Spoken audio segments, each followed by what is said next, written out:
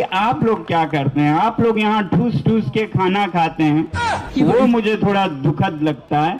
मैं चाहता हूं कि आप लोग भी कम से कम एक दिन का अनशन करें। सर जो है उनको भूख हड़ताल का एक्सपीरियंस है, हमें अपनी जान रिस्क में क्यों डालें हम। अब सर ने तो बोला हुआ है भूख हड़ताल का, तो और क्या क्या फिर करें? कि अगर वो भूख हड़ताल पे बैठे हैं 1 महीने तो पॉसिबल नहीं होगा ऑब्वियसली, जितना मर मुझे जाएंगे, लगता है। The morbid truth is that मर जाएंगे। कैसे भी करके निकाल मेरे भाई, मैं फंस गया। फंस तो गए हैं वांगचू अंकल, ये तो सच्चाई है। इन्होंने कभी नहीं जिंदगी में सोचा होगा कि हम करेंगे भूख हड़ताल और ये लोग ठूस ठूस कर हराम का माल पे लेंगे। कोई तो निकाल लो वांगचू अंकल को इस दलदल से। आमरण अनशन पे बैठ गए सोनम वांगचुक जी।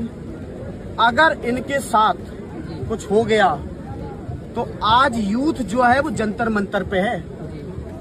अगर हमारे किसी भी व्यक्ति के साथ जो बड़े बड़े जो आंदोलनकारी उनके साथ कुछ हुआ तो ये यूथ जो है ना वो घर घर में सरकार के हर जो मंत्रालय है उनमें घुसेगा और यहाँ पर जैन जी जो है आंदोलन होगा, बहुत गंदे तरीके वाला। असल प्लानिंग यही है, वांगचू अंकल को कुर्बान कर दो और उनकी आड़ में देश के टुकड़े टुकड़े करो, देश में दंगा मचाओ, तोड़ फोड़ करो। क्योंकि भाई पेपर लीक पर किसी ने धर्मेंद्र प्रधान का सपोर्ट नहीं किया, सरकार का सपोर्ट नहीं किया, सब ने बोला इस्तीफा देना चाहिए। मगर इन लोगों की जैसे जैसे प्लानिंग सामने आती गई, लोग वहां से छोड़कर भागते गए। वहां से तो तथाकथित किसान भी भाग निकले हैं, वो भी तो आए थे एक बार बीच में, वो भी अब गायब हैं। वहां बचे हैं तो सिर्फ और सिर्फ हराम की बिरयानी पेलने। सर आपको नहीं लगता एक दिन आपको यहाँ पे अनशन में बैठना चाहिए? अरे भाई हर कोई प्रॉब्लम पता है क्या है? प्रॉब्लम क्या है कि जब मैं रोडीज बनाता था ना, हाँ, तब हमारे पास खाने का टाइम भी नहीं था, बजट भी नहीं था। वो मेरी हालत जो है ना, वो भूख लगने की वजह से। मेरे को तुम नहीं चाहते कि मैं अनशन पे यहाँ बैठूं। सर एक दिन के लिए बैठ जाएंगे तो क्या हो जाएगा? देख यार, मुझे एक बात बता, एक दिन से बैठ के उसका फायदा क्या होगा? सिर्फ दिखाने के लिए? हाँ बचवा, सिर्फ दिखाने के लिए। जैसे तू वहां गया है दिखाने के लिए, फोटो खिंचवाने के लिए, फॉलोअर बनाने के लिए, तो इसका नाम है रघु। आपने कहीं ना कहीं गाली देते हुए इसको देखा ही होगा। बंदे के पास काम है नहीं, इसलिए कुछ अटेंशन जाता है।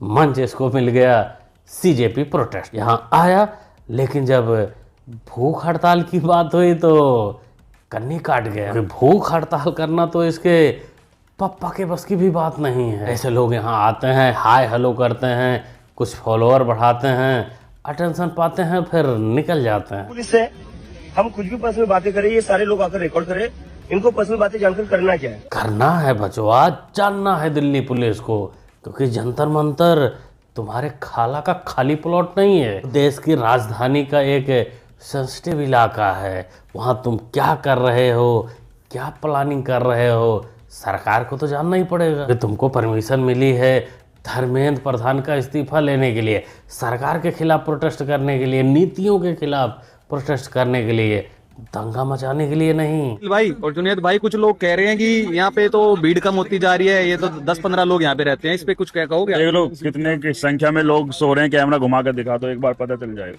और ये लोगों का बहम है, जो लोग बात कह रहे हैं ना कि लोग कम होते जा रहे हैं, तुम्हारा बहम है। ये बहम उस दिन टूट जाएगा तुम्हारा, जिस दिन तुम यहाँ पे आके देख लो, उस दिन तुम्हारा बहम भी खत्म हो जाएगा कि यहाँ पे लोग बाग कम होते जा रहे हैं। रात के 2 बजे हुए हैं भाई, और अभी भी हमारा प्रोटेस्ट पूरे अच्छे से जोर शोर से चल रहा है। हमारी संघर्ष की लड़ाई जो जारी है। वो सब तो ठीक है मियाँ, लेकिन एक बात तो माननी पड़ेगी, कैमरामैन तुम लोगों से ज्यादा चालाक था। जो जुनैद भाई के बात को सुनने के बाद भी, उनके कहने के बाद भी कैमरे को टस से मस नहीं किया, नहीं तो यही लाइव पोस्टमार्टम हो जाती। ये बात हकीकत है कि वहाँ भीड़ कम हो गई है, क्योंकि जो सच में धर्मेंद्र प्रधान का इस्तीफा चाहते थे वो लोग जा चुके हैं, अब दूसरे लोग बचे हुए हैं।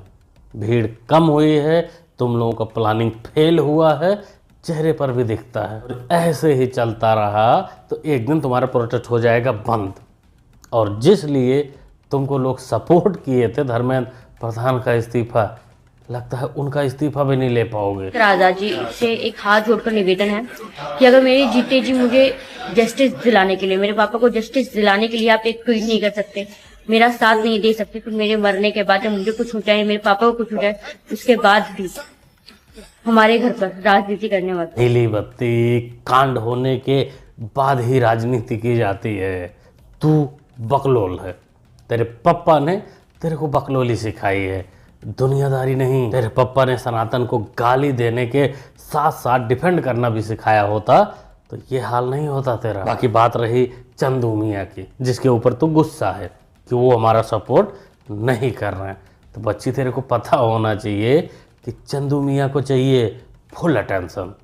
उनको जहाँ फुल अटेंशन मिलता है वो वहीं जाते हैं। अरे जैसे मौलाना को चाय पिलाना होगा, तो अच्छी नज़र से जब देखेगी तब तेरे को पता चलेगा कि चंदू मियाँ ने लाखों दलितों का काट रखा है और उनको बेवकूफ़ बनाकर अपना उल्लू सीधा किया है। वीडियो बना ही रहा था तो सामने एक वो बजरंग दल का गुंडा खड़ा हुआ था।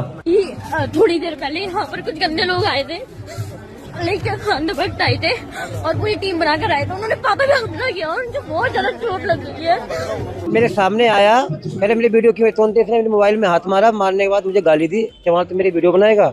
और इतने में इसके साथ 8-10 लड़के थे, तो वो हाथ में तेजदार कड़ा पा रखा था, तो कड़े से मेरे पर हमला किया। तो मेरे 4 टाके यहाँ पड़े हुए हैं और 3 टाके पीछे पड़े हुए हैं। लगभग 7 टाके आपको लगे हैं? 7 टाके लगे हुए। बताओ जी, बेटी के बकलोली के चक्कर में बाप कुट गया था, बेचारे के 7 टाके लगे हैं। 7 टाके। बात तो मैं कहता हूँ FIR तो बाद में चाहिए और लाइन से गिरफ्तार करना चाहिए। कहने का मतलब ये बच्ची हम दलित समाज से बिलोंग करते हैं और एसटी है तो उसके बाद होना चाहिए। तो ये जो हिंदू वर्ग का लड़का है, मैं कहता हूँ क्या आपके घर में बहन नहीं है, क्या आपके घर में बेटी नहीं है, क्या माँ नहीं है, क्या आपका धर्म आपको ये सिखाता है? वो सब तो ठीक है बकलोल, लेकिन पहले ये बता कि वो जो 7 टाँके लगे थे वो गए कहाँ? जमीन खा गई कि आसमान निकल गया? यहाँ हुआ था एक मामूली झगड़ा जिसमें इसके सर पर थोड़ी सी चोट आई थी, लेकिन इन लोगों ने इसको ब्राह्मण वर्सेस दलित बता दिया था। वो माहौल बनाने की कोशिश की थी कि ब्राह्मणों ने यहाँ भी इनको पहला है। वो 500, 1000, 3000, 5000 साल पहले पहलते थे, वो अलग है। यहाँ भी इनको पहला है। चंदू मियाँ का सपोर्ट चाहते थे कि उनका सपोर्ट मिले, एक सांसद का सपोर्ट मिले, और जिसने इनको पीटा था स्वतंत्र भारद्वाज, उनको फंसाया जाए, मगर ऐसा हुआ नहीं, वैसे होता भी नहीं, क्योंकि इन मंदबुद्धियों को ये समझना चाहिए कि भारत में जितनी भी राजनीतिक पार्टियां हैं, राम विरोधी पार्टियां हैं, उन्होंने पूरा प्रयास कर डाला है हिंदुओं को नीचा दिखाने का, सनातन को नीचा दिखाने का, लेकिन सब औकात में आ गए और अब मंदिर मंदिर घूम रहे हैं। बाकी कुछ वीडियो हमको सोशल मीडिया पर ऐसे दिखी है जो इस नीली बत्ती को गाली दिया जा रहा है, धमकी दिया जा रहा है। ये मत करिए, इससे कोई फ़ायदा नहीं है। बच्ची है, हो सकता बाद में समझ जाए, और नहीं भी समझेगी तो कुछ उखड़ने वाला नहीं है सनातन का। इन जैसे छिछोरों के बयान से, इनके नौटंकी से सनातन का कुछ नहीं होगा। आपके ऊपर ये आरोप लग रहा है कि हर चुनाव से पहले आप सनातनी हो जाते हैं। पहले आप मैं तो अभी गया था, रुपये में चाह रहे थे कि लक्ष्मी और गणेश जी दिखे।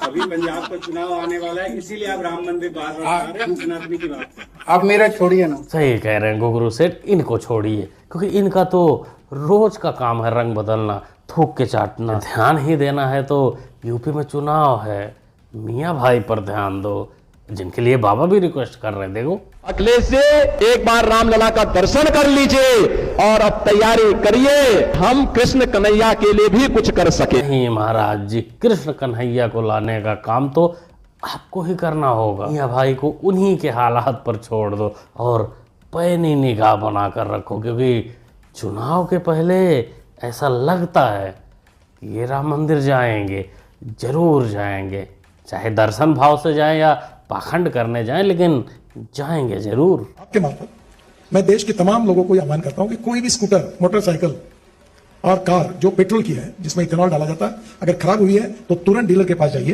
तकरार करिए और एक कॉपी मेरे पास भेजिए। ऐसी एक भी कार और स्कूटर का नाम चमनके जी अगर आप बता पाएंगे तो मुझे बताइए। बिल्कुल, हमने भी कोई आया ना मेरे सामने, और केवल झूठी कंप्लेंट, झूठी तकरार, झूठी बातें करके। वो सब तो ठीक है, लेकिन कोई इनके कान में जाकर बताइए धीरे से कि दादाजी आप सड़क परिवहन मंत्री हैं, पेट्रोलियम मंत्री तो हरदीप सिंह पुरी हैं। बाकी जो कंप्लेन आ रही हैं वो झूठी बिल्कुल नहीं है।